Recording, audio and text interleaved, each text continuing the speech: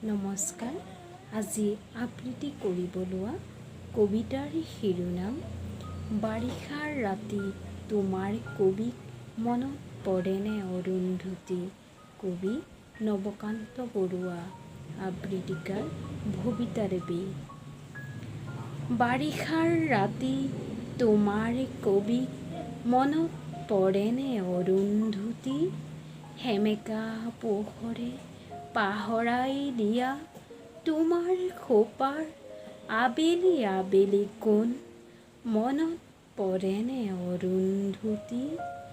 জোনাকে ডাৱৰে মৰমে বিষাদে নুবুজা কবিতা, আমাৰ মাজত ভগা সপোনৰ অতনো বাধা মনত পৰেনে অৰুন্ধতী।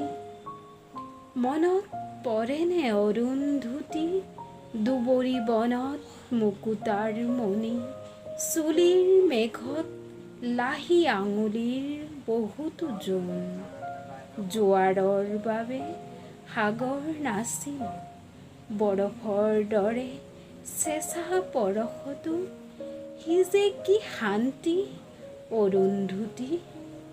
অৰুন্ধতী বহুতো আকাশ পাৰ হৈ অহা ধুমুহা পাখিৰ এটি লহমাৰ নীৰ, বহুতো সপোন পাৰ হৈ অহা কেঁচা টোপনিৰ ভিৰৰ মাজত সেই এটা মাথো উজাগৰ ৰাতি মনত পৰেনে অৰুন্ধতী।